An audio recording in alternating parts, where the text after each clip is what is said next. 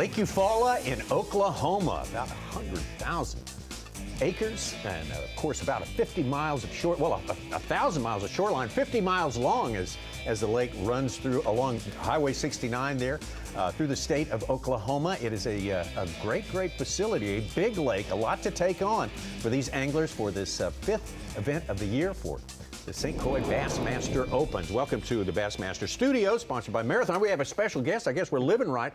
This is our broadcast team here. Ronnie Moore and the great classic champion, Justin Hamner, are going to be with us tomorrow. That is going to be fun. Absolutely. I'm thrilled to be here. I can't wait to watch these guys fish. You know, I mean, it's truly going to be fun to watch somebody's life get the opportunity to be changed like mine in every one of these opens. Is pretty awesome. And we can all get an education about Eufaula, because I think last year they went there with the opens. Yeah. That was the first time the Bassmasters had been there in a long time, Ronnie. Yeah, absolutely. And we hadn't been there for the Bassmaster Opens. Like you said, Joey Nania wins the Open last year. We had him preview us this event on the podcast, said, hey, the water's been high. Last year it was lower than what it had been at, but it is falling dramatically each day. So this tournament, Tommy, is going to be one kind of uncertainty, changing conditions each day. Right now, the weigh-in's going on Bassmaster.com, and you can see as they start to come in. Still, every single lake we go to, Tommy, 16, 17 pounds a day is going to be what you need to do to best this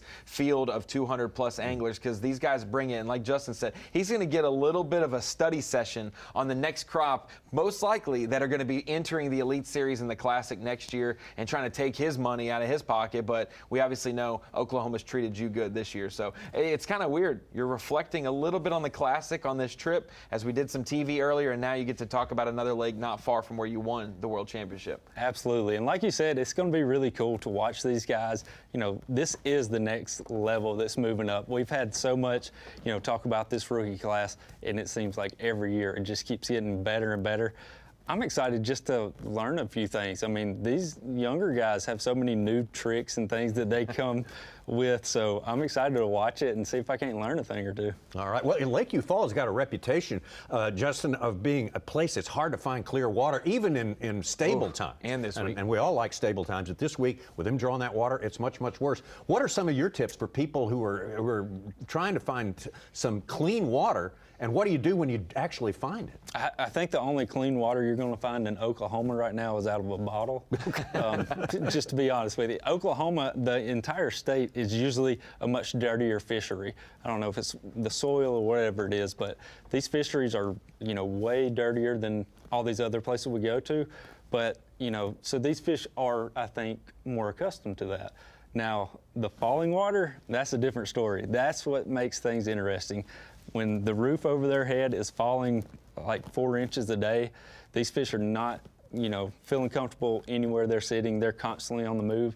So these guys are going to have to keep moving, keep changing areas, stay with them. We talked about it in the podcast with Joey and some other anglers as well. This feels like a tournament where people could get better every day. Maybe they started out 12th, 13th place, had a smaller bag. Maybe they used up what they found in practice, and then they had to adjust. Those fish have evacuated from the shallows, maybe pulled off to the first stage of cover, maybe a stump, some brush, whatever the case may be.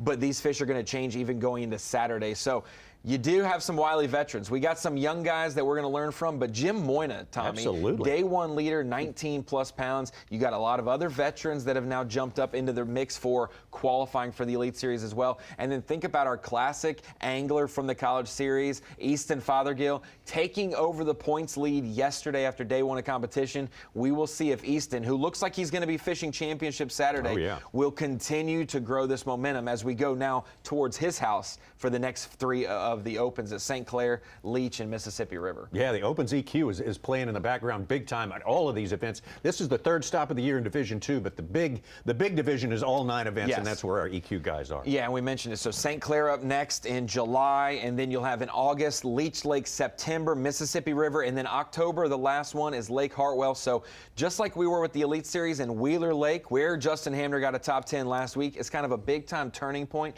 now into the second half of the season. Today's weigh-in technically draws the second half of the season underway for the Opens, and you're not going to be able to slip one bit to make that top 9. Absolutely not. We hope you will join us. That comes your way. We're taping this on Friday while the fishing is still going on. It begins tomorrow, Saturday morning, 8 a.m. Eastern Time on FS1. Among all the great things we're talking about, we will get to see our man, Justin Hamner, put on his broadcaster's jacket and take on a new job title here. That should be fun, and we know he's going to be great at it as well. So the St. Croix Bassmaster Open from Lake Eufaula coming your way. See us on FS1, 8 a.m. Eastern Time tomorrow. Get up in here.